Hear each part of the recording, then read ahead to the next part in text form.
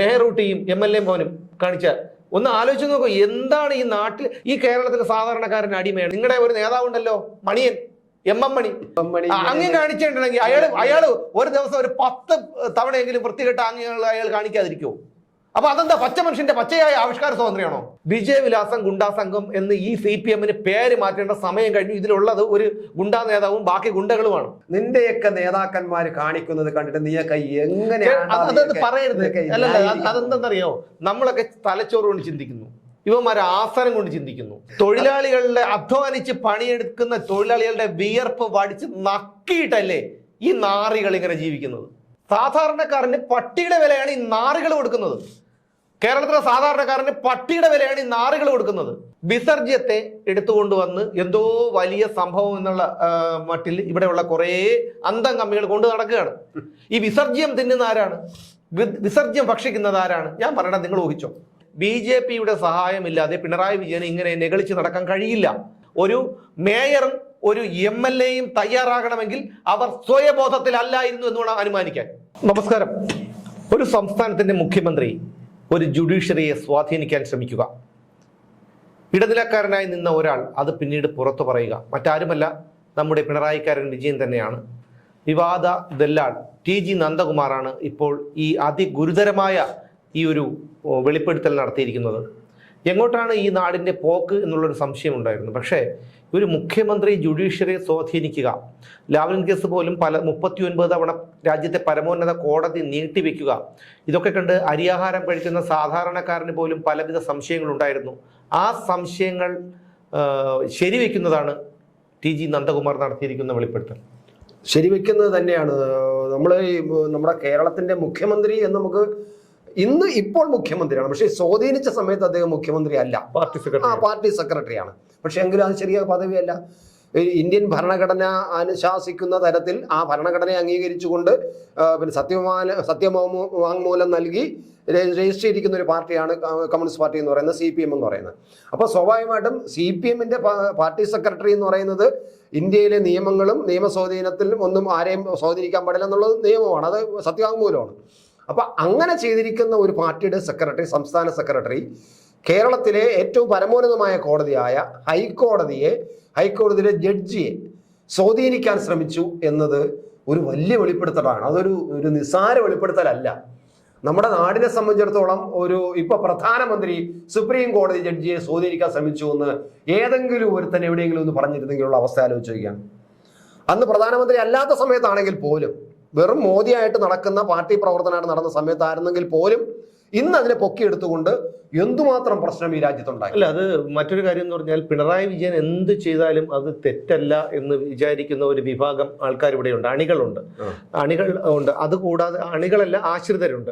ഇപ്പൊ അണികളെന്ന് പറയാൻ കഴിയുള്ളൂ, CPM-കാരെ ആശ്രിതരെന്നേ പറയാൻ കഴിയുള്ളൂ. ആശ്രിതരുണ്ട്. അതുകൂടാതെ പൊതുജനങ്ങൾ ധരിക്കുന്ന ഇയാൾ ഇങ്ങനെ തന്നെയാണ്, ഈ പാർട്ടി ഇങ്ങനെ തന്നെയാണ് എന്ന് ധരിക്കുന്ന നട്ടലില്ലാത്ത ഒരു വലിയ വിഭാഗം പൊതുജനങ്ങൾ. അങ്ങനെ ധരിക്കാൻ ഒരിക്കലും ഒരു ഇന്ത്യൻ പൗരൻ അല്ലെങ്കിൽ കേരളത്തിൽ ജീവിക്കുന്ന ഒരു പൗരൻ എന്നുള്ള, ഇന്ത്യയിൽ ഭരിക്കുന്ന പൗരൻ എന്നുള്ള ഒരിക്കലും അങ്ങനെ ചിന്തിക്കാൻ പാടില്ല. ചിന്തിച്ചു പോകുന്നതാണ് ഒരു ജഡ്ജി, അതും സ്വന്തം കേസ്, ഒരു വലിയൊരു കേസ്, അതും വലിയ ദേശീയ തലത്തിൽ പോലും വളരെ വിവാദമായ ഒരു കേസ്, ലാവ്ലിൻ കേസാണ്. അപ്പൊ അങ്ങനെ ഒരു കേസ് വിചാരണ നടക്കുന്ന സമയത്ത്, വാദങ്ങൾ നടന്നുകൊണ്ടിരിക്കുന്ന സമയത്ത്, ആ വാദം നടക്കുന്ന കോടതിയിലെ ജഡ്ജിയെ സ്വാധീനിക്കാൻ ഒരു ദല്ലാളിനെ, ഒരു ഇടനിലക്കാരനെ ഇയാൾ സമീപിക്കുന്നു പറഞ്ഞാൽ ഇയാളെ നമുക്കൊരു ജനാധിപത്യവാദിയെന്നോ ഒരു രാഷ്ട്രീയക്കാരനെന്നോ ഒന്നും പറയാൻ കഴിയില്ല. അയാൾ ഒരു നല്ല അണ്ടർഗ്രൗണ്ട് അധോലോക നായകൻ എന്ന് മാത്രമേ പറയാൻ കഴിയൂ. അത് മുഖ്യമന്ത്രി പിണറായി വിജയനാണ്, ആരോടെന്ന് ഞാൻ പറയുന്നില്ല. പക്ഷേ ഞാൻ ഈ സുമേഷിന്റെ പേരിൽ ഒരു കേസ് നടക്കുന്നു, കേസ് ഹൈക്കോടതി പരിഗണിച്ചുകൊണ്ടിരിക്കുകയാണ്, വാദം നടന്നുകൊണ്ടിരിക്കുകയാണ്. അപ്പോഴേക്കാണ് സുമേഷ് എന്നെയോ അല്ലെങ്കിൽ നമ്മുടെ ജയനെ പോയി കണ്ടിട്ട് പറയും, എനിക്കെതിരായിട്ട് വരാനാണ് സാധ്യത, വാദങ്ങളൊക്കെ നടക്കുമ്പോൾ വലിയ പ്രശ്നമാണ്, അതുകൊണ്ടൊരു കാര്യം ചെയ്യണം, നമുക്ക് അവിടുത്തെ ജഡ്ജി ഒന്ന് പിടിക്കണം, കോടികൾ വേണമെങ്കിലും കൊടുക്കാം, ഇത് വേണമെങ്കിൽ ഇത് കൊടുക്കാം, വേറെ ഉണ്ടെങ്കിൽ വേറെ കൊടുക്കാം, പൈസ വേണമെങ്കിൽ പൈസ കൊടുക്കാം, എന്താണെന്ന് വെച്ചാൽ ചെയ്തോ, ഞാൻ റെഡിയാണ്, നീ ചെന്ന് ഇടപെട്ടോളണം എന്ന് പറഞ്ഞ ഒരു ദല്ലാളിന് ഇടനിലക്കാരനെ പോയി കാണുന്നു സുമേഷ്. എന്നിട്ട് ജഡ്ജിയെ പിടിക്കാൻ പോകുന്നു. എന്തൊരു സുമേഷ് ആയതുകൊണ്ട്, ഒരു സാധാരണ ഒരു പൗരനായതുകൊണ്ട് വലിയ പ്രശ്നം, എന്നാലും തെറ്റാണ്, ഗുരുതരമായ തെറ്റാണ്. ഇത് ഒരു രാജ്യത്തെ പാർട്ടിയുടെ സംസ്ഥാന സെക്രട്ടറിയാണ്, ഒരു പാർട്ടിയെ നയിക്കുന്ന ഒരു നേതാവാണ്, ഇപ്പോൾ മുഖ്യമന്ത്രി കസേരയിൽ ഇരിക്കുന്ന ആളാണ്. അങ്ങനെ ഒരാളാണ് കേരളത്തിലെ ജനങ്ങൾ മുഖ്യമന്ത്രി കസേര പിടിച്ചിരുത്തിയിരിക്കുന്നു പറഞ്ഞാൽ കേരളത്തിലെ ജനങ്ങൾ മുഴുവനും കുറ്റവാളികളായി തീർച്ചയായിട്ടും മുഴുവനും കുറ്റവാളികൾ. മാത്രമല്ല നമ്മുടെ ലോകായുക്ത കേസ് വന്നപ്പോഴും അതെങ്ങനെയായി? മുഖ്യമന്ത്രിയുടെ ദുരിതാശ്വാസ നിധി വകമാറ്റി ചെലവഴിച്ചു എന്നുള്ള ഒരു കേസിന്റെ വിധി എങ്ങനെയായിരുന്നു? നമുക്ക് അത്ഭുതം തോന്നിപ്പോവാണ്. ആ ലോകായുക്ത ജഡ്ജിമാർ മുഖ്യമന്ത്രിയുടെ വിരുന്നിൽ പങ്കെടുക്കുന്നു, പിന്നീട് മുഖ്യമന്ത്രിക്ക് അനുകൂലമായിട്ട് വിധി വരുന്നു. ഇതൊക്കെ കേട്ടുകേൾവിയുള്ള ഒരു കാര്യമാണോ എവിടെയെങ്കിലും? അല്ല, അതാണ് ഇത്. ഇവിടെ ജഡ്ജിമാരെ സ്വാധീനിക്കാൻ ശ്രമിക്കുന്ന ഇത് ആദ്യം ഹൈക്കോടതി ജഡ്ജിയെ സ്വാധീനിച്ചു, അപ്പം രക്ഷപ്പെട്ടു. കാരണം ഇടനിലക്കാരൻ വഴി നടത്തി, അതിൽ പെട്ടു. കാരണം അദ്ദേഹത്തിനെ ലാവ്ലിൻ കേസിൽ കുറ്റവിമുക്തനായിട്ട് വിധി പ്രഖ്യാപിച്ചു. അപ്പം സംഭവം കൊള്ളാമെന്ന് മനസ്സിലായി. അപ്പൊ ഇത്രയ്ക്കേ ഉള്ളൂ ഇവിടുത്തെ ജഡ്ജിമാരെന്നും ഇത്രയ്ക്കേ ഉള്ളൂ നീതിന്യായ വ്യവസ്ഥയെന്നും ഇദ്ദേഹത്തിന് മനസ്സിലായി കഴിഞ്ഞു. അപ്പൊ ഇനി എനിക്ക് ഈ നാട്ടിൽ എന്ത് വേണോ ചെയ്യാന്നുള്ള ഒരു ധൈര്യവും ലൈസൻസും കിട്ടിക്കഴിഞ്ഞു. അതിന്റെ അടിസ്ഥാനത്തിലാണ് ലോകായുക്തയെ ഇങ്ങനെ ആക്കിയതും ഇങ്ങനെ പിടിച്ചതും ചെയ്തത്. അത് കഴിഞ്ഞിട്ട് ഇപ്പോ നമ്മുടെ മനുഷ്യാവകാശ കമ്മീഷൻ ചെയർമാൻ ആകാൻ വെച്ച ഒരു ജഡ്ജി ഉണ്ടല്ലോ, ഞാൻ പേര് പറയാത്തതാണ്, ആ ജഡ്ജിയെ എന്തുമാത്രം സ്വാധീനിച്ചു. അതുകൊണ്ടാണ് പല കേസുകളും സർക്കാരിനെതിരായിട്ടും പിണറായി വിജയനെതിരായിട്ടുള്ള കേസുകൾ മുഴുവനും ഈ ജഡ്ജി ഇരുന്ന സമയത്ത് കംപ്ലീറ്റ് ഗവൺമെന്റിന് അനുകൂലമായിട്ടാണ് വിധി വന്നത്. അതിന്റെ നന്ദി പ്രകടനമായിരുന്നു അദ്ദേഹത്തിന് മനുഷ്യാവകാശ കമ്മീഷൻ ചെയർമാൻ സ്ഥാനം കൊടുത്തത്. എന്നിട്ട് അയാളെ റിട്ടയർ ആയപ്പോൾ അയാളെ കോവളത്തെ സമുദ്ര ഹോട്ടലിൽ വിളിച്ചു വരുത്തി ഊക്കൻ ശാപ്പാടും കൊടുത്തു. ആലോചിക്കണം, കേരളത്തിന്റെ മുഖ്യമന്ത്രിയാണ്, കേരളം ഭരിക്കുന്ന മുഖ്യമന്ത്രിയാണ്. ഒരു ജഡ്ജി റിട്ടയർ ആയപ്പോൾ ആ ജഡ്ജിയെ വിളിച്ച് നല്ല ശാപ്പാട് കൊടുത്തത്. എന്നിട്ട് വിളിച്ചു വരുത്തി എന്ന് പറയുന്നതിന് ഏറ്റവും വലിയ ജനാധിപത്യ വരുത്തം, ഏറ്റവും വലിയ ഭരണ ദുരുപയോഗം. ഇനി അവിടെ പോയി ആഹാരം കഴിക്കാൻ പോയ ജഡ്ജി ഉണ്ടല്ലോ, അയാൾ അതിനേക്കാളും പന്നയാൻ. അങ്ങനെ പറയാൻ പറ്റും. ഞാനൊരു ഇന്ത്യൻ പൗരൻ എന്നുള്ളതിൽ പറയുന്നു, അങ്ങനെ ഒരു ജഡ്ജി റിട്ടയർ ആയ ദിവസം കേരളത്തിലെ മുഖ്യമന്ത്രി വിളിച്ചപ്പോൾ പോയി ചെന്ന് ആഹാരം കഴിച്ചെങ്കിൽ മുഖ്യമന്ത്രിക്കും സർക്കാരിനെതിരായിട്ടുള്ള നിരവധി കേസുകൾ കൈകാര്യം ചെയ്യുന്ന നിലയിൽ അയാൾ ഒരു നല്ലൊരു ജഡ്ജി ആയിരുന്നുവെങ്കിൽ ഒരിക്കലും ഞാൻ വരില്ല എന്ന് പറയില്ല.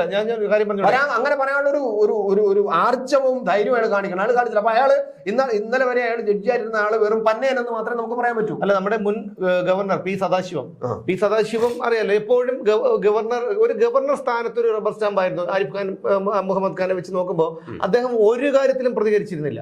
എപ്പോഴും സർക്കാരിന്റെ എല്ലാ താളത്തിനും ഒത്തു തുള്ളിക്കൊണ്ടിരുന്ന ഒരു പാവ മാത്രമായിരുന്നു പി സദാശിവം. അദ്ദേഹത്തിന്റെ ജൂനിയർ ആയിരുന്നു ഈ മണികുമാർ.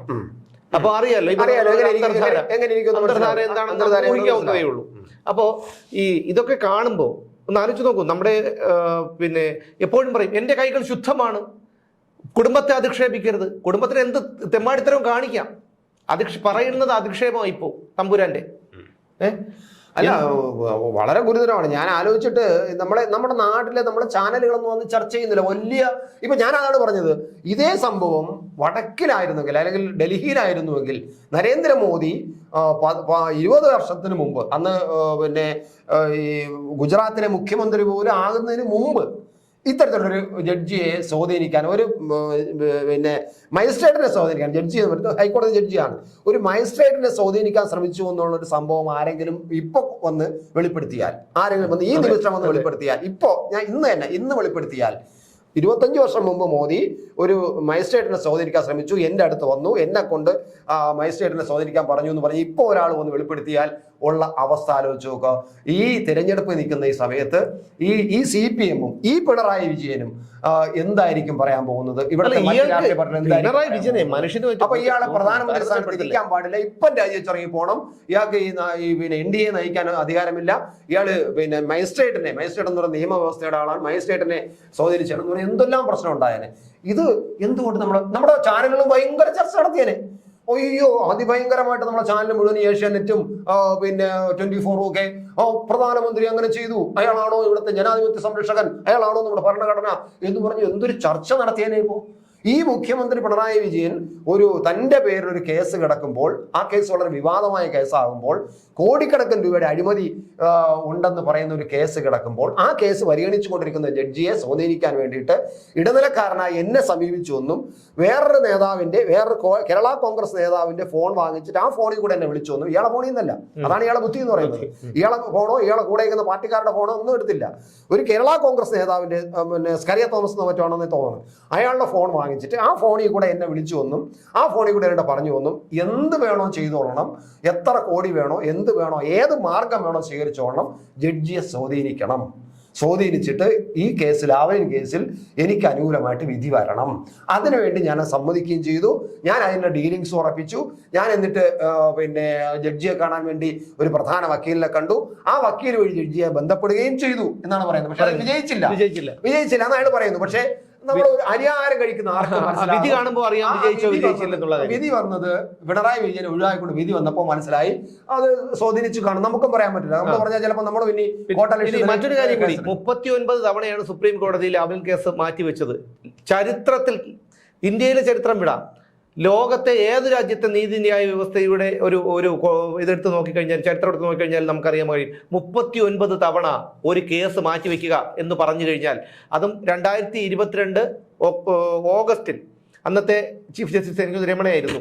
അദ്ദേഹത്തിന്റെ ശ്രദ്ധ ഇത് പെടുത്തിയപ്പോൾ പറഞ്ഞു എന്ത് വന്നാലും സെപ്റ്റംബർ 13 ഈ കേസ് പരിഗണിച്ചിരിക്കണം എന്ന് പറഞ്ഞു. 2022 സംഭവമാണ്. അത് കഴിഞ്ഞ് 2023 24 പകുതിയായി. ഇപ്പോഴും അത് പരിഗണിച്ചിട്ടില്ല. ഒന്ന് ആലോചിച്ച് നോക്കൂ. ഇവിടെയാണ് നമ്മൾ ഈ ജാവ്ദേക്കറുമായി ഞാൻ പലതവണ കണ്ടിട്ടുണ്ട്, ഞാൻ ചർച്ച നടത്തിയിട്ടുണ്ട് എന്നിപ്പം ഈ പിണറായി വിജയൻ പറയുന്നതിന്റെ പൊരുൾ എന്തിനാണ് എന്ന് ഇനി ആരും ചോദിക്കേണ്ട കാര്യമില്ല. പലപ്പോഴും പറഞ്ഞിട്ടുള്ളത് പോലെ BJPയുടെ സഹായമില്ലാതെ പിണറായി വിജയന് ഇങ്ങനെ നെകളിച്ച് നടക്കാൻ കഴിയില്ല. കാരണം ഇപ്പോൾ ഇതെല്ലാം നന്ദകുമാർ വെളിപ്പെടുത്തിയതുപോലെ തന്നെ ഹൈക്കോടതിയിൽ ലാവ്ലിൻ കേസിന് വേണ്ടിയിട്ട് ഇടപെട്ടു എന്ന് പറയുമ്പോൾ തന്നെ സുപ്രീം കോടതിയിൽ അത് ഉണ്ടാവാം. ഒന്നും വേണ്ട, നമ്മൾ ഈ 39 തവണ എന്തുകൊണ്ട് ലാവ്ലിൻ കേസ്, 1, 2 അല്ല, 1, 2, 3 അല്ല, 39 തവണ എന്തുകൊണ്ട് രാജ്യത്തെ പരമോന്നത കോടതി ലാവ്ലിൻ കേസ് നീട്ടിവെച്ചു എന്ന് ചോദിച്ചാൽ, ഇനി ഇതിലെ പ്രതികളെല്ലാം കാലയവനികയ്ക്കുള്ളിൽ ഇപ്പൊ ഒരു കാര്യം, ഞാൻ മെനഞ്ഞത് 2750 രൂപ പെറ്റി അടച്ചു. പെറ്റിയടഞ്ഞ ഇതിന് കാരണക്കാരനായവന്റെയൊക്കെ 16 തലമുറയെ പ്രാഗിക്കൊണ്ടാണ് അടച്ചത്. കാരണം എന്ന് വെച്ച് കഴിഞ്ഞാൽ നമ്മളൊന്ന് സീറ്റ് ബെൽറ്റ് ഇട്ടില്ല. സീറ്റ് ബെൽറ്റ് ഇടാതെ ഞാൻ വണ്ടി ഓടിക്കില്ല. അത് അടുത്തിരുന്ന ആളാണ്, എനിക്ക് തോന്നുന്നു ജയൻ ചേട്ടനാണെന്ന് തോന്നുന്നു. പിന്നെ ഉള്ളതെന്ന് പറഞ്ഞു കഴിഞ്ഞാൽ 90 കിലോമീറ്റർ സ്പീഡ്, 89 കിലോമീറ്റർ സ്പീഡിലാണ് ഞാൻ ഹൈവേയിൽ പോയത്. 90 കിലോമീറ്റർ വരെ അനുവദനീയമാണ്. 89 കിലോമീറ്റർ സ്പീഡിൽ പോയെന്ന് പറഞ്ഞിട്ട് പറ്റി. അപ്പോൾ 2750 രൂപ പെറ്റി അടയ്ക്കേണ്ടി വന്നു. അതായത് നമ്മളത് അടച്ചില്ലെങ്കിൽ നമ്മളെ ഏത് വിധേനയും അവർ കുരുക്കും. കാരണം നമ്മൾ ഇനി വണ്ടിക്ക് ടാക്സ് അടയ്ക്കാൻ ചെല്ലുമ്പോഴോ അല്ലെങ്കിൽ മറ്റു കാര്യങ്ങളിലോ എന്തെങ്കിലും ചെയ്യും, എന്തെങ്കിലും ചെയ്യും. പക്ഷേ ഇവനൊക്കെ പച്ചയ്ക്ക് പറഞ്ഞാൽ എന്ത് തന്തയില്ലായ്മത്തരം കാണിച്ചാലും ചോദിക്കാൻ ആളില്ല, പറയാൻ ആളില്ല. ഇപ്പം കണ്ടില്ലേ ഒരു മേയറൂട്ടി കാണിച്ച പൊളപ്പ് കണ്ടില്ലേ? മേയറൂട്ടിയും MLA മോനും കാണിച്ച, ഒന്ന് ആലോചിച്ച് നോക്കൂ. എന്താണ് ഈ നാട്ടിൽ ഈ അടിമയാണോ? ഈ കേരളത്തിലെ സാധാരണക്കാരൻ അടിമയാണ്. ഇവിടെ യഥാർത്ഥത്തിൽ ബ്രിട്ടീഷുകാരായിരുന്നു ഇവിടുത്തെ വികസനങ്ങൾ ചെയ്തു. അവരാണ് ഇവിടെ സംഭാവന നൽകിയത്. അതിന് അവർ പോയതിനു ശേഷം ഈ നാടൻ സായിപ്പന്മാരാണല്ലോ നമ്മളെപ്പോലുള്ളവരെ അടിമകളാക്കി ഭരിക്കുന്നത്. പച്ചയായിട്ട് തെളിവുകളുണ്ട്, പറഞ്ഞു കേട്ടുള്ള അറിവല്ല, സാക്ഷിമൊഴികളല്ല, ദൃശ്യങ്ങൾ പകൽ വെളിച്ചം പോലെ മുന്നിലുള്ളപ്പോഴാണ് പറയുന്നത്. മേയർ പറയുന്നു ഞങ്ങളത് കാറ് തടഞ്ഞിട്ടില്ല. സീബ്ര ലൈനിനപ്പുറമാണ് വണ്ടി കിടക്കുന്നത്. അതുപോലെ ഒരു പാർട്ടി സെക്രട്ടറി ഉണ്ട്. ഇയാളുടെയൊക്കെ തലയ്ക്കകത്ത് എന്താണിത്? ഇത് പറയേണ്ടത് നമ്മൾ ഇവരെയല്ല കുറ്റം പറയേണ്ടത്. ഇവരെ ചിന്താ വിളിച്ചുകൊണ്ട് കൊടുക്കുന്ന സഖാക്കളുണ്ട്. സഖാക്കൾ എന്ന് പറയരുത്. ഞാൻ പറഞ്ഞില്ലേ, വിജയവിലാസം ഗുണ്ടാ സംഘം എന്ന് ഈ CPM-ന് പേര് മാറ്റേണ്ട സമയം കഴിഞ്ഞു. ഇതിലുള്ളത് ഒരു ഗുണ്ടാ നേതാവും ബാക്കി ഗുണ്ടകളുമാണ്. അപ്പൊ ഈ സൈബർ ഇടതുകൊണ്ട് മറ്റുള്ളവരെ ഉപദ്രവിച്ചുകൊണ്ടിരിക്കുന്ന കുറെ സഹാക്കളുണ്ടല്ലോ. അതായത് ഇപ്പൊ ഞാൻ തന്നെ ഒരു അത്യാവശ്യം എന്റെ പോസ്റ്റിന് താഴെ വന്നിട്ട് എനിക്ക് ഏറ്റവും അടുത്തറിയാവുന്ന ചില സുഹൃത്തുക്കളുണ്ട്. അവർ സഹാക്കളാണ്. ഞാനെന്തോ വലിയ അപരാധം ചെയ്തു എന്നാണ് പറയുന്നത്. എന്നെ ഉടനെ സംഘി അത് ഇത് എന്നൊക്കെ പറഞ്ഞ് ഒരാൾ വിളിക്കുന്നുണ്ട്. ഇവന്റെയൊക്കെ മുഖത്ത് നോക്കിയാണ് പറയാനുള്ളത്. നിന്റെയൊക്കെ നേതാക്കന്മാര് കാണിക്കുന്നത് കണ്ടിട്ട് നീയൊക്കെ എങ്ങനെയാണ് പറയരുത്. അതെന്തെന്നറിയോ, നമ്മളൊക്കെ തലച്ചോറ് കൊണ്ട് ചിന്തിക്കുന്നു, ഇവന്മാരെ ആസനം കൊണ്ട് ചിന്തിക്കുന്നു. ഞാനൊരു ഉദാഹരണം പറയാം. കാരണം ഈ കമ്മ്യൂണിസം നിലനിന്നിരുന്ന എല്ലാ രാജ്യങ്ങളിൽ നിന്നും ഈ വിസർജ്യത്തെ, വിസർജ്യം എന്നതുപോലെ അകറ്റി നിർത്തിയിരിക്കുകയാണ്. പോളണ്ട്, വെസ്റ്റ് ജർമ്മനി, റൊമാനിയ, പിന്നെ ഫിൻലാൻഡ്, റഷ്യ, സോവിയറ്റ് യൂണിയൻ അങ്ങനെ പല രാജ്യങ്ങളിൽ നിന്നും ഈ നശിച്ച വിസർജ്യത്തെ അകറ്റി നിർത്തിയിരിക്കുകയാണ്. കാരണം അവർക്ക് അത്രയ്ക്ക് അറപ്പാണ്. പല കമ്മ്യൂണിസം നിലനിന്നിരുന്ന പല രാജ്യങ്ങളിലും ഇന്ന് കമ്മ്യൂണിസത്തെ പറ്റി പരസ്യമായി പിന്നെ സംസാരിക്കുന്നതും പ്രചരിപ്പിക്കുന്നതും ക്രിമിനൽ കുറ്റമാണ്. അരിവാൾ ചുറ്റിക എന്ന് പറയുന്ന ചിഹ്നം പുറത്ത് കാണിക്കാൻ പാടില്ല, നിയമമുണ്ട് ചില രാജ്യങ്ങളിൽ. ഇവിടെ ഇന്ത്യയിൽ പോലും ബംഗാളികൾക്കും ത്രിപുരക്കാർക്കും വേണ്ടാത്ത വിസർജ്യത്തെ എടുത്തുകൊണ്ടുവന്ന് എന്തോ വലിയ സംഭവം എന്നുള്ള മട്ടിൽ ഇവിടെയുള്ള കുറേ അന്തം കമ്മികൾ കൊണ്ട് നടക്കുകയാണ്. ഈ വിസർജ്യം തിന്നുന്ന ആരാണ്? വിസർജ്യം ഭക്ഷിക്കുന്നത് ആരാണ്? ഞാൻ പറയണത് നിങ്ങൾ ഊഹിച്ചോ? വേണ്ട. ഇത് വിസർജ്യം അല്ലാതെ പിന്നെന്താണ്? ലോകത്തുള്ള നിലനിന്നിരുന്ന ഇപ്പം ചൈനയിലുണ്ട്. പക്ഷെ ചൈനയിൽ ചുമ്മാ ചുവപ്പ് നിറം മാത്രമേ ഉള്ളൂ. അവർ ചെയ്തിരിക്കുന്ന എല്ലാ പരിപാടികളും പക്കാ കോർപ്പറേറ്റ് ആണ്. അവിടുത്തെ പാർട്ടിയിലെ മെമ്പർ, ഒരു പാർട്ടി കമ്മിറ്റി മെമ്പർ ആവണമെങ്കിൽ അതാണ് അവിടുത്തെ നിയമം. നമ്മളെവിടെ പാർട്ടി പ്രവർത്തകനാണ്, നല്ല പാർട്ടി പ്രവർത്തകനാണോ എന്നേ പറയുള്ളൂ. അവിടെ ലോക്കൽ കമ്മിറ്റി അംഗമാകണമെങ്കിൽ ഇത്ര എന്നിന്റെ നിക്ഷേപം അവനുണ്ടായിരിക്കണം. തൊഴിലാളികളുടെ അധ്വാനിച്ച് പണിയെടുക്കുന്ന തൊഴിലാളികളുടെ വിയർപ്പ് വടിച്ച് നക്കിയിട്ടല്ലേ ഈ നാറികൾ ഇങ്ങനെ ജീവിക്കുന്നത്. ഇവിടെ കരിങ്കല്ലുടയ്ക്കുന്നവന്റെയും മീൻ വിൽക്കുന്നവന്റെയും വണ്ടി ഇവിടെ ചൂടത്തൊക്കെ എഞ്ചിന്റെ ചൂടടിച്ച് വെയിലത്ത് ഈ ചൂടത്ത് വേർത്തൊലിച്ച് ഈ ഇത്രയും കിലോമീറ്റർ വാഹനം ഓടിക്കുന്നവന്റെയൊക്കെ വിയർപ്പ് വടിച്ചെടുത്തിട്ടല്ലേ ഇവനൊക്കെ നക്കി ജീവിക്കുന്നത്. നാണമുണ്ടോ ഈ നാറികൾക്ക്? നാണം എന്താണെന്ന് ഈ നാറികൾക്ക് അറിയാമോ? പറഞ്ഞു വരുമ്പോൾ പറഞ്ഞു പോകുന്നതാണ്. കണ്ടും കേട്ടും മടുത്തു.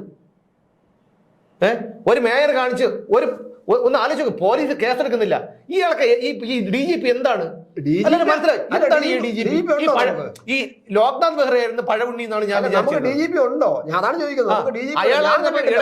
പൊതുപരിപാടികളിലൊക്കെ ഇങ്ങനെ ഒരു DGP ഉണ്ടോ ഞാൻ കണ്ടിട്ടില്ല. കുറെ കാലം കൊണ്ട് ഞാൻ കാണുന്നില്ല.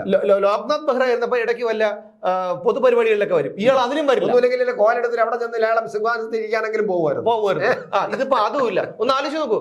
പോലീസ് ഇപ്പൊ അവിടെ ഇരിക്കുന്ന ഒരു സാധാരണ ഇപ്പൊ റൈറ്റർക്കോ SIക്കോ ഒന്നും ചെയ്യാൻ കഴിയില്ല. കാരണം മുകളിലുള്ള തമ്പ്രം കൽപ്പിച്ചു.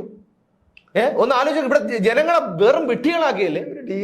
ഒരു സാധാരണക്കാരനെ എന്തെങ്കിലും ചെയ്തു കഴിഞ്ഞാൽ അവനെ പിടിച്ച് പെറ്റിയടിച്ച് അവനെ പിടിച്ച് ജയിലിലിട്ട് റിമാൻഡ് ചെയ്ത് അവന്റെ അണ്ടർവെയറിന്റെ അളവ് വരെ എടുത്ത് പത്രത്തിൽ കൊടുത്ത് എന്തൊക്കെയാണ് കാണിച്ചു കൂട്ടുന്നത്. ഇവരൊക്കെ ഇത്രയും തെമ്മാടിത്തരം കാണിച്ചിട്ട് അതിനെ പിന്നെ എന്താണ് തുറന്നു പറയാൻ ഇവർക്ക് കേസെടുക്കാൻ. അപ്പൊ പിന്നെ എന്തിനാണ് ഈ നാട്ടിലെ കോടതികളൊക്കെ എന്തിനാണ്? ഞങ്ങളെ ചട്ടം പഠിപ്പിക്കാനോ? ഈ സാധാരണക്കാരായ അധ്വാനിച്ച് ജീവിക്കുന്ന ഇവിടുത്തെ സാധാരണക്കാരനെ ചട്ടം പഠിപ്പിക്കാനാണ് ഇവിടുത്തെ കോടതികളും ജയിലും പോലീസും ഒക്കെ? ഇതിനൊക്കെ മറുപടി പറയേണ്ട ഒരു ദിവസം വരും. അല്ല, സീബ്ര റെയിലിൽ കൊണ്ടുവന്ന് വണ്ടി നിർത്തിയിട്ടിട്ടും കുറ്റമല്ല എന്നാണ്. എന്തൊരു പോലീസ് അല്ല. മേയറുടെ ഞാൻ പറയുന്നു ഈ ഡ്രൈവർ മദ്യപിച്ചിരുന്നു എന്നാണല്ലോ പറയുന്നത്. ഡ്രൈവർ മദ്യപിച്ചിരുന്നില്ല എന്ന് തെളിഞ്ഞു. ഡ്രൈവർ കൃത്യമായിട്ട് വണ്ടി ഓടിച്ചു വന്നതാണ്. ഈ ഒരു പിന്നെ ഇടത് സൈഡ് വശത്ത് കൂടി ഒരു ബസ്സിനെ ഓവർടേക്ക് ചെയ്യുകയും, അതായത് അതും വളവില് ഓവർടേക്ക് ചെയ്ത് പ്ലാമൂട്ടിൽ നിന്ന് PMGയിലോട്ട് വരുന്ന വൺ വേയില് ആ വളവിലാണ്. അറിയാലോ, അവിടെ ഒന്നാമത് വലിയ അപകടം പിടിച്ചൊരു സ്ഥലം. അവിടെ ഇടത് വശത്ത് കൂടി ഒരു ബസ്സിനെ ഓവർടേക്ക് ചെയ്യാനും ആ ബസ്സിനെ ഒരു സ്ഥലത്ത് കൊണ്ട് ഒരു ആ ബസ്സിന്റെ സ്റ്റോപ്പിൽ അല്ലെങ്കിൽ സിഗ്നലിന്റെ അവിടെ കൊണ്ട് തടഞ്ഞിടാനും ഒരു മേയറും ഒരു MLAയും തയ്യാറാകണമെങ്കിൽ അവർ സ്വയബോധത്തിലല്ലായിരുന്നു എന്ന് വേണം അനുമാനിക്കാൻ. സ്വയബോധമുള്ള ആരെങ്കിലും അവരെന്താ പരിശോധിക്കാത്തത്? അവിടെ കൂടി നിന്ന കുറെ ഷണ്ടന്മാരുണ്ടല്ലോ. ഈ കടക്കാരും ഓട്ടോക്കാരന്മാരും ഒക്കെ ആയിട്ടുള്ള ഷണ്ടന്മാരുണ്ടല്ലോ. ഈ ഷണ്ടന്മാർക്ക് പിടിച്ചു കൊടുത്തത്. അവൻ അധ്വാനിച്ച് ജീവിക്കുന്നവരാണ് ആ ഡ്രൈവർ. അവൻ എന്ത് പാർട്ടിക്കാരനും ആയിക്കോട്ടെ, അല്ലെങ്കിൽ ഈ ഡ്രൈവർ അല്ല ഇനി ആരും ആയിക്കോട്ടെ. ജനങ്ങൾ ഇവിടെ നിങ്ങളെപ്പോലുള്ളവരാണ് ഈ ശാപം, ഈ നാടിന്റെ ശാപം. ഇങ്ങനെ എല്ലാവരും കൂടി നിന്നിട്ട് വേണ്ട മേയറുടെ കൂടെ വന്ന മറ്റവനെയും മറിച്ചവനെയൊക്കെ കൊണ്ടുവന്ന് പരിശോധിക്കണം എന്നൊക്കെ പറയാറുണ്ട്. അങ്ങനെ ചെയ്യണമായിരുന്നു. ജനങ്ങൾ ഇതുപോലെ പ്രതികരിച്ച് തുടങ്ങി എന്ന് മനസ്സിലാക്കി കഴിയുമ്പോഴേ ഇവരൊക്കെ ഭയക്കൂ. ഇനി എന്താ ഭയം? ഇനി ഇവർക്കും ഭയമില്ല, ഈ താഴേക്കൂടെയുള്ള അന്തംഗമ്യങ്ങളും ഭയമില്ല. നമ്മുടെ നേതാവ് ഇങ്ങനെ കാണിച്ചല്ലോ, ഇനി പാർട്ടി സംരക്ഷിക്കും. അപ്പൊ അതുകൊണ്ട് ഇനി നമുക്ക് റോഡിലിറങ്ങി നടക്കാൻ പോലും കഴിയാത്തൊരവസ്ഥയിലേക്ക് ഈ നശിച്ച നാറികൾ ഈ കേരളത്തെത്തി. ഞാൻ പറഞ്ഞപ്പോഴാണ് എനിക്ക് DGP, ഞാൻ സത്യം പറഞ്ഞ സുമേഷ് ആരാണ് ഇപ്പോഴത്തെ DGP? ഞാനും മാധ്യമപ്രവർത്തനൊക്കെ തന്നെ, പക്ഷെ എനിക്ക് ഷെയ്ഖ് ദർവേസ് സാഹിബ് ഇങ്ങനെ ഒരാളുണ്ടോ? ഞങ്ങള് പുറത്തൊന്നും കാണുന്നില്ല. അത് നിങ്ങളുടെ ഒരു സാന്നിധ്യം പോലും പോലീസിലുണ്ടെന്ന് ഞങ്ങൾക്ക് തോന്നുന്നില്ല. അതുകൊണ്ട് ചോദിച്ചതാണ് കേട്ടോ, അല്ലാതെ താങ്കളെ വെറുതെ വിഷമിപ്പിക്കാനോ അതല്ലെങ്കിൽ പ്രകോപിപ്പിക്കാനോ അല്ല. ഇങ്ങനെ ഒരാള് പോലീസിലുണ്ടെങ്കിൽ അതിന്റെ സാന്നിധ്യം, അതിന്റെ അനുഭവങ്ങൾ പോലീസിൽ ഉണ്ടാകണം. സീബ്ര റെയിലിൽ ഒരു വാഹനം കൊണ്ട് നിർത്താൻ പാടില്ല. നിങ്ങൾ വണ്ടിയെ തടഞ്ഞോ അല്ലെങ്കിൽ എതിർവശത്തൂടെ ഓവർടേക്ക് ചെയ്തോ അതൊക്കെ ഒന്ന് മറന്നേക്കൂ. ഒരു വാഹനം മണിക്കൂറുകളോളം സീബ്ര റെയിലിൽ നിർത്തിയിട്ടിരിക്കുന്നു. അത് തിരുവനന്തപുരം പട്ടണത്തിലെ ഏറ്റവും പ്രധാനപ്പെട്ട സിഗ്നലിന് മുന്നിൽ സീബ്ര റെയിലിൽ ഒരു വാഹനം നിർത്തിയിട്ടിരിക്കുന്നു. DGP സാറേ, തെറ്റാണോ? തെറ്റല്ലേ? താങ്കളൊന്ന് പറയൂ. വേറെ എല്ലാം മറക്കും. അവിടെ മേയർ വേണ്ട, പിന്നെ ഡ്രൈവർ വേണ്ട, ആരും വേണ്ട, എല്ലാം മറന്നേക്കൂ. ഒരു വാഹനം ഒരു സീബ്ര ലൈനിൽ നിർത്തിയിട്ടിരിക്കുന്നു. അത് ബൈക്കായിരുന്നാൽ പോലും, ഇതൊരു കാറാണ്, നിർത്തിയിട്ടിരിക്കുന്നു. അതും മണിക്കൂറോളം, ഏകദേശം അരമണിക്കൂർ 3/4 മണിക്കൂറിലധികം അത് അവിടെ നിർത്തിയിട്ടിരിക്കുന്നു. തെറ്റാണോ ശരിയാണോ? DGP പറയുക. നിങ്ങൾ കേസെടുക്കുന്നില്ല. എന്തർത്ഥത്തിൽ കേസെടുക്കുന്നില്ല? നിങ്ങൾ ജനങ്ങളെ ബോധിപ്പിക്കാനെങ്കിലും പോലീസ് ക്ഷൗരക്കാരല്ല എന്ന് ജനങ്ങളെ കൊണ്ട് പറയിപ്പിക്കാതിരിക്കാനെങ്കിലും ഈ ഇവറ്റകൾക്കെതിരെ നിങ്ങൾക്ക് ഒരു കേസെടുത്തൂടെ? എന്താണ് ഇത് ഇട്ടത്? അവർക്ക് പിന്നെ സർക്കാരിന്റെ പണം ഉണ്ടല്ലോ, ആ സർക്കാരിന്റെ പണം ഉപയോഗിച്ച് അവർ വാദിച്ചോട്ടെ. അല്ല DGP, ഞാൻ ചോദിക്കട്ടെ, ഈ ശ്രീബ്രാലയൻ എന്ന് പറഞ്ഞ റോഡിൽ കാണാൻ വേണ്ടി ഇങ്ങനെ വരച്ചിട്ടിരിക്കുന്ന ഒരു സൗന്ദര്യ വരയാണോ എന്നാ താങ്കൾ പറയുക? ഈ സീബ്രാലിന്റെ അപ്പുറവും ഇപ്പുറവും ഓരോ വെള്ള വരയുണ്ട്. എന്തിനാണ് ഇട്ടിരിക്കുന്നത്? DGP ഒന്ന് പറഞ്ഞു തന്നാൽ കൊള്ളാം. ഞങ്ങൾക്ക് അറിയാം അത്യാവശ്യം. കാരണം ഈ വെള്ള വരയ്ക്ക് സീബ്ര ലൈനില് ആൾക്കാരൊക്കെ നടന്നു പോകാനുള്ള സ്ഥലമാണെന്നും സീബ്ര ലൈനിൽ ഒരിക്കലും ഒരു വാഹനം നിർത്താൻ പാടില്ല എന്നും, വാഹനം നിർത്തുന്നെങ്കിൽ ഈ സീബ്ര ലൈനിന് അപ്പുറം ഇപ്പുറം കിടക്കുന്ന വരയ്ക്ക് അപ്പുറത്ത് മാത്രമേ വാഹനം നിർത്താവൂന്നും, ട്രാഫിക് ലൈറ്റ് കത്തിയാൽ പോലും ഈ വരയ്ക്ക് അപ്പുറത്ത് മാത്രമേ വാഹനം നിർത്താവുന്നൊക്കെയാണ് ചട്ടങ്ങൾ, ഈ ഗതാഗത ചട്ടങ്ങൾ. പക്ഷേ ഇവിടെ നമ്മൾ കണ്ടത്, ഇപ്പോൾ കേരളത്തിലെ ജനങ്ങളും ലോകത്തിലെ ജനങ്ങളും കണ്ടത്, ഒരു വാഹനം സീബ്ര ലൈനിൽ മണിക്കൂറോളം അല്ലെങ്കിൽ 1 മണിക്കൂറോളം അല്ലെങ്കിൽ 3/4 മണിക്കൂർ എന്ന് വെച്ചോളൂ, അല്ലെങ്കിൽ വേണ്ട 1 മിനിറ്റ് എന്ന് വെച്ചോളൂ, 1 മിനിറ്റ് അവിടെ കടന്നു എന്ന് വെച്ചോളൂ. തെറ്റോ ശരിയോ? DGP പറയുക. നിങ്ങൾ എന്തെടുത്താൽ കേസെടുക്കാതിരിക്കുന്നത്? അതുകൊണ്ടാണ് DGP ചോദിച്ചത്, താങ്കൾ ഇങ്ങനെ ഒരാളിവിടെ ഉണ്ടോ?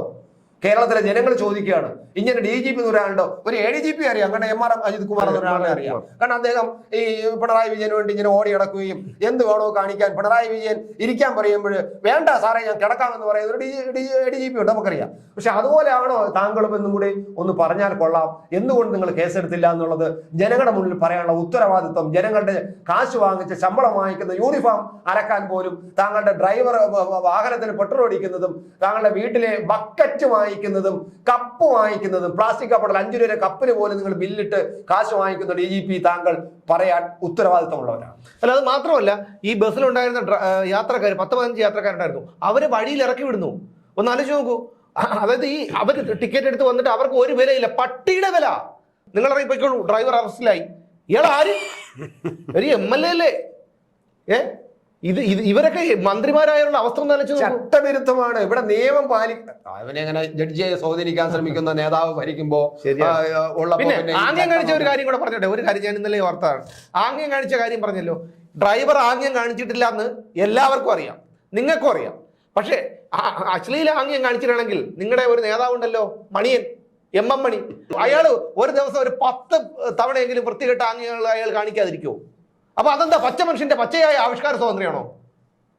അത് ഒരു ഗ്രാമീണ പച്ച മനുഷ്യന്റെ ഒരു സ്വഭാവമാണ്. പക്ഷെ ഇത് ഒരു ബസ് ഒരുപക്ഷെ അയാൾ ഇങ്ങനെ കൈ കാണിച്ചോ ഇല്ലെന്ന് അറിയില്ല, പക്ഷെ ഇങ്ങനെ കൈ കാണിച്ചാൽ അതിന് ആംഗ്യം അല്ല ചേട്ടാ, വിവരം അത്രയേ ഉള്ളൂ. അതായത് ഓവർടേക്ക് ചെയ്ത് പോകാൻ ചിലപ്പോൾ കാണിച്ചിട്ടുണ്ടാകാം. അല്ല സുമേഷേ, ഒരാൾ ഒരു വിരലെടുത്തോ കൈയെടുത്തോ ഒന്ന് കാണിക്കുമ്പോൾ അതിൽ അശ്ലീലം ഉണ്ടെന്ന് കാണുന്ന മനസ്സുണ്ടല്ലോ, അതെ, ആ മനസ്സാണ് നശിച്ചത്. ഇപ്പം ഈ സ്ത്രീ ശാക്തീകരണം പറയും, നിങ്ങളൊരു സ്ത്രീയെ നോക്കുമ്പോൾ നിങ്ങൾ നോക്കുന്ന കണ്ണിന്റെ ഇരിക്കുന്ന മനസ്സിന്റെ ദോഷമാണ് നിങ്ങളെ കാണുന്നതിന്റെ രൂക്ഷത എന്നൊക്കെ പറഞ്ഞ് ഭയങ്കര ശീശാത്തിനും പറയുന്നുണ്ടല്ലോ. ഓക്കെ, അങ്ങനെയാണെങ്കിൽ ഈ ഡ്രൈവർ അയാളുടെ ജോലിയുടെ ഭാഗമായിട്ട് കൈ ഒന്ന് എടുത്ത് പുറത്തിടുകയോ എന്തെങ്കിലും ചെയ്യേണ്ട കാര്യമല്ല. കാരണം അതിന് ലെഫ്റ്റ് ലൈറ്റൊക്കെ ഉണ്ട്. എങ്കിൽ പോലും സ്വാഭാവികമായിട്ടും ചെയ്തുകൊണ്ടിരിക്കും, നമ്മളൊക്കെ ചെയ്യാറുണ്ട്. ഒരു വണ്ടി പെട്ടെന്ന് പൊക്കോ നമ്മൾ പറയാറുണ്ട്. അപ്പൊ അങ്ങനെയൊക്കെ ചെയ്യുമ്പോൾ അതൊരു ചേഷ്ടയാണെന്ന്, അത് ലൈംഗിക ചേഷ്ടയാണെന്ന് ധരിക്കുന്ന മനസ്സ്, ആ മനസ്സിന്റെ ഉടമയെ കുറിച്ച് നമുക്ക് പിന്നെ വേറെ എന്തെങ്കിലും പറയാനുണ്ടോ? അല്ല, പക്ഷേ അയാളുടെ മനസ്സിനകത്ത് എന്തുമാത്രം പോലീസ് ലൈംഗിക അരാജകത്വം ഉണ്ടെന്നോ അത് അറിയാം, അത് വിടും, അത് പോട്ടെ, വെക്കാം. പക്ഷേ ഒന്നല്ലേ, ഒരു പരാതി കൊടുത്തിട്ട് ആ ഇത്രയും കിലോമീറ്റർ ഓടി വന്ന് അയാളെ പിടിച്ച സ്റ്റേഷനിൽ ഇരുത്തി അയാളെ കൊടുത്ത പരാതിക്ക് പോലും അവിടെ ഈ ഒരു പോലീസ് പറയണമെന്ന് വെച്ച് കഴിഞ്ഞാൽ ഈ ഡ്രൈവർ കാണിച്ച കുറ്റകൃത്യത്തെ തടയുക മാത്രമാണ്, അല്ലെങ്കിൽ അതിന് ചോദ്യം ചെയ്യുക മാത്രമാണ് മേയറും MLA യും ചെയ്തു എന്നുള്ളതാണ്. സാറേ, എന്തൊരു ന്യായീകരണം സാറേ ഇത്. അപ്പൊ പറഞ്ഞു വന്നത് ഇതാണ്, ഈ കമ്മ്യൂണിസം എന്ന് പറഞ്ഞാൽ ഇതിന്റെ നാശത്തിന്റെ അവസാന ലാപ്പിലേക്ക് എത്തിയിരിക്കുകയാണ്. നാശത്തിന്റെ അവസാന ലാപ്പിലേക്ക് എത്തി സഹികെട്ട ജനങ്ങൾ പിന്നെ വേറൊരു കാര്യം എന്ന് വെച്ചാൽ, ഇത് ഈ വാർത്തയ്ക്കും ഒരായുസുണ്ട്. ഒരു ഇന്നും നാളെയും ഏറിയാൽ നാളെയും കൂടി കാണും. അത് കഴിയുമ്പോൾ ഈ വാർത്തയും ഇല്ല, ഈ പറയുന്ന ഇതും. പിന്നെ ഗണേശനാണെന്ന് തോന്നുന്നു ഏറ്റവും വലിയ കൗശലക്കാരൻ. ഇന്നലെ ഞാൻ ഗണേശനെ പറഞ്ഞു, KB ഗണേഷ് കുമാർ, ഗതാഗത മന്ത്രി ഗണേഷ് കുമാറിനെ അദ്ദേഹം പിന്നെ ഡ്രൈവർക്കെതിരെ നടപടിയെടുക്കില്ല എന്നൊക്കെ പറഞ്ഞപ്പോൾ ഞാൻ കരുതി നീതിമാനാണെന്ന് പെട്ടെന്നുള്ള ഒരു ഇതിൽ ഞാൻ കരുതി. പക്ഷെ അങ്ങനെ അല്ല, അത് ബുദ്ധിപൂർവ്വമുള്ള ഒരു കളിയാണ്. അത് താൽക്കാലികമായി ഡ്രൈവറെ മാറ്റി നിർത്തിയിരിക്കുന്നു. ഇനി അത് മാറ്റി നിർത്തി എത്ര കാലത്തേക്കെന്ന് പറഞ്ഞിട്ടില്ല. അത് കഴിയുമ്പോൾ താൽക്കാലിക ജീവനക്കാരനായ ആ പാവത്തിനെ മാറ്റിവിടും. ഒന്ന് ആലോചിച്ച് നോക്കണം. അപ്പോൾ എന്താണ്, ഈ KSRTC ഗതാഗത മന്ത്രി ഡ്രൈവർക്കൊപ്പം നിൽക്കുകയും ചെയ്യുന്നു, എന്നാൽ ഡ്രൈവർക്കൊപ്പം അല്ല എന്നുള്ളത് അതിൻ്റെ ഉദാഹരണമാണ്. പിന്നെ ആ ഡ്രൈവറോടും പറയാനുണ്ട്, 750 ഗുണവയല്ലേ കിട്ടുന്നത് ഈ തൃശ്ശൂരിൽ നിന്ന് ഇവിടെ ഓടിച്ചിട്ട് വന്നത്, ഹെവി വണ്ടി ഓടിക്കുന്ന ആളല്ലേ, വേറെ എന്തെങ്കിലും നിങ്ങൾക്ക് വേറെ പണി നോക്കിക്കൂടെ? പിന്നെ ചിലർക്ക് ഈ ഹരമാണ് ഈ KSRTC ഓടിക്കുന്നത്, ഹെവി വണ്ടി ഓടിക്കുന്നത് ഹരമാണ്. ഒരു സ്ഥിരം പണിയല്ലേ എന്ന് എന്ത് സ്ഥിരം പണിയുണ്ട്? ശമ്പളം പോലും കിട്ടുന്നില്ല. തൃശ്ശൂരിൽ നിന്ന് വരുമ്പോൾ 750 രൂപ. ഈ 750 രൂപയ്ക്കൊക്കെ വേണ്ടി ഇത്രയും നമുക്കൊക്കെ എന്ന് പറഞ്ഞാൽ 1500 രൂപ പോലും നമ്മൾ പോകില്ല. ഒന്ന് ആലോചിച്ച് അതും പുലർച്ചെ 2:30ക്കാണ് ഡ്യൂട്ടി, 2:30 വീണ്ടും തിരിച്ചു പോകണം. അല്ല, 2:30ക്കാണ് ഡ്യൂട്ടി കയറിയത്. തലേദിവസം വെളുപ്പിനെ 2:30ക്കാണ് ഡ്യൂട്ടി കയറിയത്. അങ്ങനെ 2:30ക്ക് ഡ്യൂട്ടി കയറുന്നവൻ അയാളെ വീട്ടിൽ നിന്ന് എപ്പോഴും ഇറങ്ങണം. അന്ന് അയാൾക്ക് ഉറങ്ങിയിട്ട് കാണൂല. വീട്ടിൽ നിന്ന് എന്തായാലും രാത്രി കിടന്ന് ഉറങ്ങിയിട്ട് വരാൻ പറ്റൂലല്ലോ.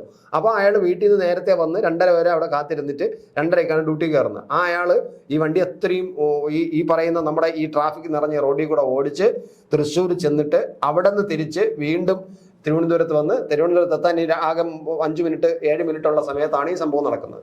ആലോചിച്ച് നോക്കണം. അപ്പൊ അതിന് പറഞ്ഞിട്ട് കാര്യമില്ല, മൃഗങ്ങളല്ലേ, പറഞ്ഞിട്ടൊന്നും കാര്യമില്ല. പക്ഷേ ഈ ആര്യരാജേന്ദ്രനും MLA യും കൂട്ടരും കാണിച്ചത് ശരി, പോട്ടെ, അത് പിന്നെ അവരുടെ വിവരക്കേടെന്നോ അല്ലെങ്കിൽ എന്തോ ആയിക്കോട്ടെ, ചിലപ്പോൾ അവരുടെ സ്ഥാനത്ത് വേറെ ആരെയാണെങ്കിലും കാണിക്കുമെന്ന് വെക്കാം. അത് മാത്രമല്ല, അവരൊന്ന് ഗവനിക്കേണ്ടതായിരുന്നു, ഇത് അവർ മേയറും MLA യും ആണെന്ന്. പക്ഷെ പോലീസ് എന്തുകൊണ്ട് കേസെടുക്കുന്നില്ല എന്നുള്ളതാണ്. എടുക്കില്ല, പോട്ടെ, നമുക്ക് മറ്റേ നമ്മുടെ വിഷയത്തിലോട്ട് വരാം. കാരണം ഈ ലാലിൻ കേസിൽ ഇനി നമുക്ക് പറയാനുള്ളത്, ഈ നന്ദകുമാർ ഇത്രയും വിഷയം പറഞ്ഞ സ്ഥിതിക്ക്, ഇയാളെല്ലാം തുറന്നു പറഞ്ഞ സ്ഥിതിക്ക്, ഇത്രയും വെളിപ്പെടുത്തിയ സ്ഥിതിക്ക് മുഖ്യമന്ത്രിക്ക് ഉത്തരവാദിത്തമുണ്ട്.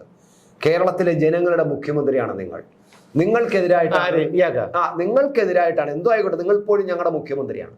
ആ മുഖ്യമന്ത്രിക്കെതിരായിട്ടാണ് ഒരാൾ വന്നിട്ട് അന്ന് മുഖ്യമന്ത്രി അല്ലായിരുന്ന സമയത്തായിരുന്നാൽ പോലും വന്ന് പറയുന്നത് ഇയാൾ എന്നെ കൊണ്ട് ജഡ്ജിയെ സ്വാധീനിച്ചു എന്ന് പറഞ്ഞിരിക്കുന്നത്.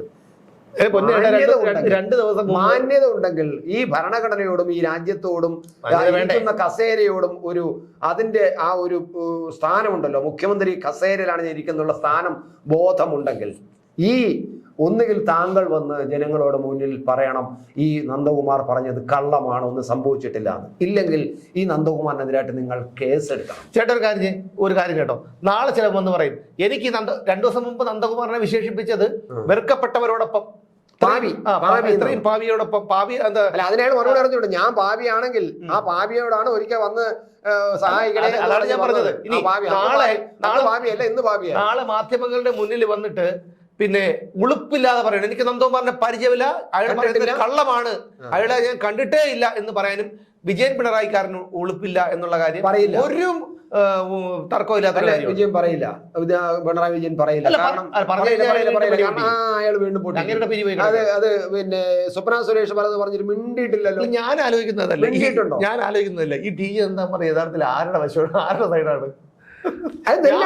ഞാൻ വിചാരിച്ചു CPM-ന്റെ സൈഡായിരിക്കും. അപ്പം അതാണ് ഈ ഇന്നിപ്പോ പിണറായി വിജയനെ പറഞ്ഞിരിക്കുന്നു, പിന്നെ ശോഭാസുരൻ തന്നെ പറഞ്ഞു. ഇനി പറയാൻ യഥാർത്ഥത്തിൽ പുള്ളി ആരാണ്? അയാളെ സ്വയം ഡിമാൻഡ് കൂട്ടുന്നതാണ്, അയാളെ മാർക്കറ്റ് കൂട്ടുന്നതാണ്. അയാളൊരു ദല്ലാളാണ്, ഇടനിലക്കാരനാണ്. ഇടനിലക്കാരൻ എന്ന് പറഞ്ഞാൽ ഈ സൈഡിലും അല്ല, ആ സൈഡിലും അല്ല, ഇടനിലക്കാരനാണ്. നിങ്ങൾക്ക് വേണ്ടി ഞാൻ വാദിക്കും, ഇവർക്ക് വേണ്ടി അല്ല. അപ്പൊ അതുകൊണ്ട് ഇയാളൊരു ഇടനിലക്കാരനാണ്. ഇടനിലക്കാരൻ തന്ത്രശാലിയാണ്. അയാളെ പോപ്പുലർ ആക്കുകയാണ്, അയാൾ അതിലെ ഡിമാൻഡ് കൂട്ടുകയാണ്, അയാളുടെ വില കൂട്ടിയിരിക്കുകയാണ്. നാളെ ഇനി ഈ നന്ദകുമാറിനെ ബന്ധപ്പെടാൻ എല്ലാവരും ശ്രമിക്കും. ആ ശ്രമിക്കുമ്പോൾ ഇപ്പൊ പൈസ പോരാ, ഇരട്ടി. കാരണം വക്കീലന്മാര് ഒരു കേസ് ഞാനത് പറഞ്ഞു വന്നത്, ഒരു പ്രമുഖ വക്കീലുണ്ടല്ലോ, അദ്ദേഹം ഇത് പ്രമുഖ എന്ന സമയം പറയാം, എന്തൊരു വക്കീൽ, അദ്ദേഹം ഈ ആർക്കും വേണ്ടാത്ത, അതായത് ധാർമ്മിക ബോധം കൊണ്ട് പല വക്കീലന്മാരെ ഏറ്റെടുക്കാൻ പോലും മടിക്കുന്ന കേസുകൾ, അത്രയ്ക്കും ക്രൂരമായിട്ടുള്ള കുറ്റകൃത്യങ്ങൾ ചെയ്തവരുടെ കേസുകൾ അദ്ദേഹം അങ്ങോട്ട് ചെന്ന് ഏറ്റെടുക്കും. എന്നിട്ട് അദ്ദേഹം തന്നെ മാധ്യമങ്ങൾ വഴി കൊടുക്കും. ഇന്ന ആൾക്ക് വേണ്ടിയിട്ട് ഇന്ന ആൾ ഇറങ്ങിയിട്ടുണ്ട് എന്നൊക്കെ പറയാം. അപ്പൊ വിചാരിക്കും, സുപ്രീം കോടതിയിലെ പ്രമുഖനായ വക്കീൽ എന്നൊക്കെ പറഞ്ഞിട്ട് അത് ഈ മാർക്കറ്റിംഗിന്റെ ഒരു മാർക്കറ്റിംഗ് തന്ത്രമാണ്. ഇത് അയാളെ മാർക്കറ്റിംഗ് തന്ത്രമാണ്. അയാളെ ഡിമാൻഡ് കൂട്ടിക്കഴിഞ്ഞു, അയാളുടെ വില കൂട്ടിക്കഴിഞ്ഞു. ഇനി ഇയാൾക്ക് നല്ല വില ഇയാളെ കൊടുക്കേണ്ടി വരും. ഇന്നലെ പിണറായി വിജയന് കൊടുത്ത വില ആയിരിക്കില്ല ഇനി ഇയാൾക്ക് കൊടുക്കേണ്ടി വരുന്നത്. പി ജയരാജൻ ഇന്നലെ കൊടുത്ത വിലയല്ല ഇയാൾക്ക് കൊടുക്കേണ്ട. അയാൾ ഡിമാൻഡ് കൂട്ടി, അയാൾ നല്ലൊരു മാർക്കറ്റാണ്, അയാൾ നല്ലൊരു ഇടനിലക്കാരനാണ്, അയാൾ നല്ലൊരു ബിസിനസ്സുകാരനാണ്, അയാൾ കോടി ഉണ്ടാക്കുന്നവരാണ്. അതുകൊണ്ട് അയാൾക്ക് ആരെ നോക്കേണ്ട കാര്യം. ഇനി ആർക്കും ഇയാളെ തൊടാനും പേടിയായിരിക്കും. കാരണം ഒരു തരത്തിലും കേസെടുക്കാനോ മറ്റേതെങ്കിലും തരത്തിൽ ചെയ്യാനോ ഒന്നിനും പറ്റില്ല. വല്ല വണ്ടിയാൻ പിടിച്ച് കൊല്ലാന്നല്ലാതെ വേറെ ഒന്നും ചെയ്യാൻ പറ്റില്ല. കാരണം അയാൾ തൊട്ടാ പ്രശ്നമാണ് എന്ന് എല്ലാവർക്കും മനസ്സിലായി. അതാണ് അവസ്ഥ. അതുകൊണ്ട് നന്ദകുമാർ അയാൾ ഇടനിലക്കാരെന്നുള്ള അയാൾ ചെയ്തുകൊണ്ടിരിക്കുന്ന അയാളുടെ ന്യായം, അയാളുടെ ശരി. പക്ഷേ ഇയാളെ ചെന്ന് കണ്ട് ഇയാളെ കാര്യം സഹിച്ചെടുത്തവന്മാരുണ്ടല്ലോ, കസേരയിലിരിക്കുന്നവർ, മുഖ്യമന്ത്രി കസേരയിലിരിക്കുന്നവർ ഉത്തരവാദിത്വം പറയേണ്ടവരാണ്, പറഞ്ഞേ പറ്റൂ. എന്തായാലും കേരളത്തിലെ ജനങ്ങൾ തന്നെ വിലയിരുത്തട്ടെ. ഇവിടെ ഇതല്ല, ഇതിനപ്പുറം സംഭവിച്ചാലും നമ്മളൊന്നും അത്ഭുതപ്പെടേണ്ടതില്ല. എന്തായാലും നാളെ വീണ്ടും കാണാം മറ്റൊരു വിഷയവുമായി.